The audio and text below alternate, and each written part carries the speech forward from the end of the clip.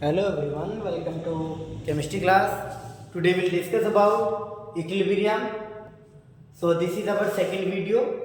So first video will cover the definition and types of equilibrium. So in this video we'll discuss about reversible and irreversible reactions. तो student इसके अंदर आपको समझना है irreversible reaction सबसे पहले. So irreversible reaction means those reactions which can proceed in one direction only, that is called irreversible reaction. ठीक है, यानी ऐसी रिएक्शन जो केवल एक ही डायरेक्शन के अंदर मूव करती है उसको आप क्या बोलते हैं, इरिवर्सिबल रिएक्शन. जैसे इसके अंदर दिया हुआ है thermal decomposition of potassium chlorate.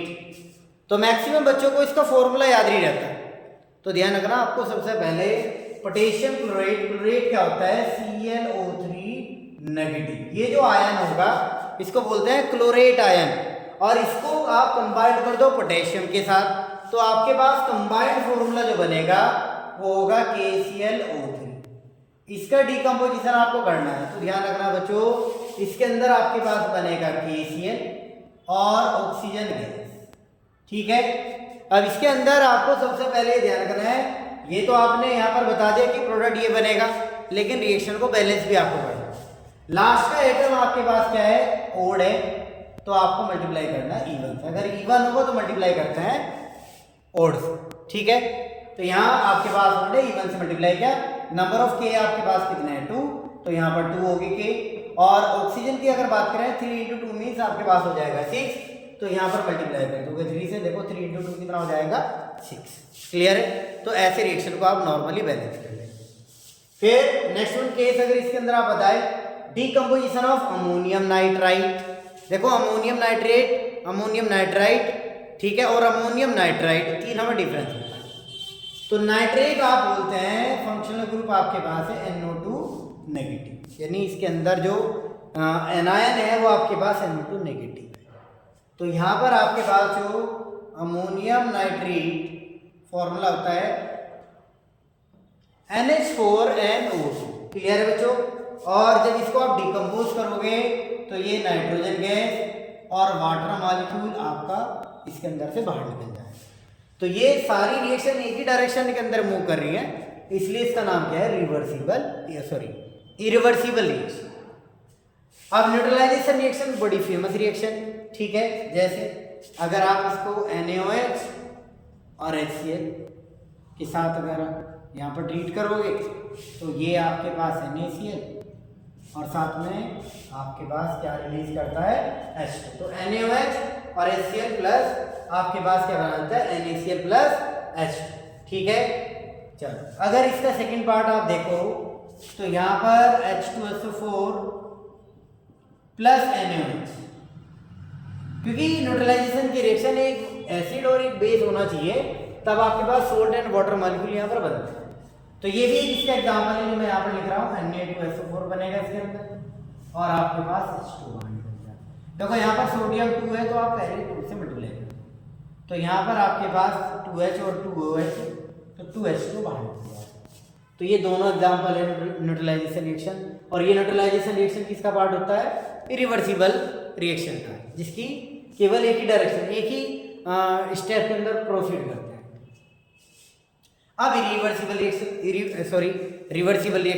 Reversible reaction क्या होगा, जिसके अंदर प्रोडक्ट रिएक्टेंट में और रिएक्टेंट प्रोडक्ट में कन्वर्ट हो जाएगा. यानी आप कह सकते हैं कि इसके अंदर ये जो रिएक्शन होगा वो दोनों डायरेक्शन में मूव कर सकता है.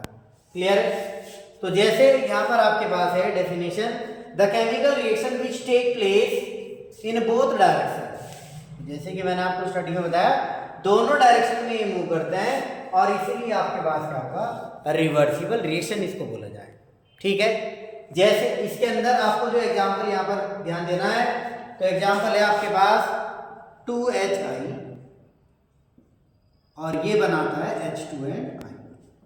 तो हाइड्रोजन आयोडाइड H2 और I2 का फॉर्मेशन करता है, या H2I2 का कॉम्बिनेशन क्या होगा, 2HI. हाइड्रोजन आयोडाइड हाइड्रोजन और आयोडीन के अंदर आपका इस तरीके से इक्विलिब्रियम को मेंटेन करता है, जो एक रिवर्सिबल रिएक्शन का एग्जांपल है. ठीक है बच्चों, अगला एग्जांपल इसके अंदर देखेंगे. एग्जांपल फर्स्ट है एग्जाम्पल 2 यहाँ पर देखें, PCl5 क्या बनाता है आपका, PCl3 और साथ में Cl2, या PCl3 Cl2 कंबाइन होकर क्या बना देगा, PCl5। Phosphorus pentachloride, phosphorus trichloride, और ये आपके में से क्या, क्लोरीन गैस। ठीक है। Third one example NH4HS। ठीक है, तो ये आपके पास क्या बना देगा जी, आपके पास NH3 और H2S। NH3 आपके पास अमोनिया है और H2S क्या होगा, हाइड्रोजन सल्फाइड। ठीक है, तो ये ऐसे ध्यान रखना है। फोर्थ वन इंपॉर्टेंट है, जो मैक्सिमम किसी भी कॉम्पिटिटिव एग्जाम में या कहीं पर भी आपसे पूछ सकते हैं, CH3COOH प्लस C2H5OH। तो CH3COOH एंड C2H5OH, CH3COOH को बोलते हैं आप कार्बोक्सिलिक एसिड डेरिवेटिव, जिसका नाम फेमस होता है vinegar, acetic acid, ethanoic acid, ये सब इसी के नाम। C2H5OH ये आपके पास एल्कोहल का फॉर्मूला है, जिसका केमिकल नेम क्या होता है, इथेनॉल। जब ये कंबाइन होंगे तो दोस्तों ध्यान रखना, इसके अंदर बनता है CH3COO C2H5 प्लस H2। तो स्टूडेंट यहाँ पर क्या बनेगा, CH3COO C2H5 और वाटर मॉलिक्यूल। इसके अंदर एक नया प्रोडक्ट बना जिसको आप बोलते हैं ईस्टर। क्या बोलते हैं, ईस्टर।